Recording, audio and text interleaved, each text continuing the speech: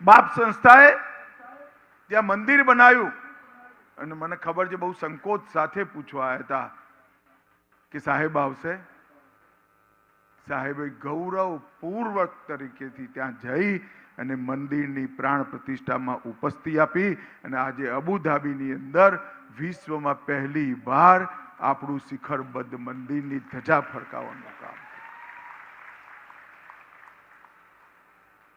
આ 10 વર્ષની અંદર દરેક ક્ષેત્રમાં રોડ રસ્તા બાંધવાનો હોય, ઇરિગેશન કરવાનું હોય, મિલેટ્સને દુનિયામાં પ્રસિદ્ધ કરવાની હોય, ચંદ્રમા પર ચંદ્રયાન મોકલી તિરંગો ચંદ્રમા પર ફહેરાવાનો હોય કે G20 ના બધા નેતાઓને મહાત્મા ગાંધીની સમાધિ પર નતમસ્તક ફૂલ ચડાવડાવવાના હોય, દરેક કામ નરેન્દ્ર મોદીએ સાહજિકતાથી કરી ભારત માતાને ગૌરવ અપાવવાનું કામ કર્યું. અને પહેલી વાર હું તો દેશભરમાં ફરું છું, પહેલી વાર દેશના જુવાનિયાઓમાં વિશ્વાસ છે કે દેશ જ્યારે 100 વર્ષનો થશે, આઝાદીને જ્યારે 100 વર્ષ થશે, દરેક ક્ષેત્રની અંદર દુનિયામાં સૌથી પહેલો નંબર ભારતનો હશે. ભારત સર્વપ્રથમ.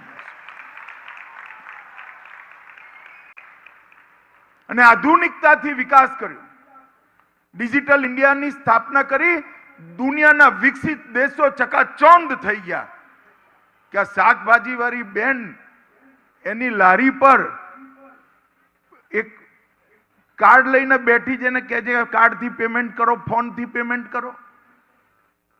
આશ્ચર્ય થાય. મને પણ મારી પત્નીએ કહ્યું કે મારા ફોનમાં પેલું નંખાઈ આપો ને, એને આવડ્યું નહીં બોલતા શું નંખાઈ દેવાનું. મેં કહ્યું શું નંખાવું છે તારે? કે આ શાકવાળીઓ હવે પેલું લેતા નથી, પૈસા નથી લેતા, કે સ્કેન કરવું પડે છે. આ અદ્ભુત પરિવર્તન નરેન્દ્રભાઈએ કર્યું અને પરિવર્તન કર્યું, આધુનિકતા લાયા, સર્વશ્રેષ્ઠતા લાયા અને આપણો ધર્મ, આપણી સંસ્કૃતિ, આપણી પરંપરાઓને પણ જાળવીને સર્વશ્રેષ્ઠ બનવાનો આત્મવિશ્વાસ સમગ્ર દેશની જનતામાં નરેન્દ્રભાઈએ ઉભો કર્યો. મિત્રો, એક અદ્ભુત યુગ પરિવર્તન થઈ રહ્યું છે. આવનારા 10 વર્ષમાં વિકસિત ભારતની જે સંકલ્પ નરેન્દ્રભાઈએ લીધો છે, 2047માં જુવાનિયાઓ બેઠા છે, અમે તો બધા નહીં એ ભાઈ 2047માં, પણ તમે જોશો કે ભારતની અંદર આવવા માટે વિઝા લેવાની લાઈન 2047માં લાગેલી છે.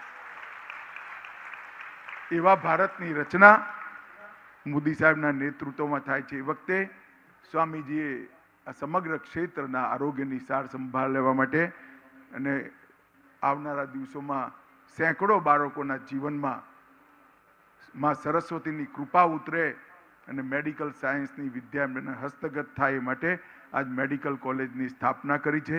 હું અહીંથી સ્વામીજીને ખૂબ ખૂબ સાધુવાદ આપું છું, અભિનંદન આપું છું અને મારું મત ક્ષેત્ર છે એટલે આભાર પણ વ્યક્ત કરું છું. મિત્રો, તમારા સૌનો પણ ખૂબ ખૂબ ધન્યવાદ. મિત્રો, અને જતા જતા એકવાર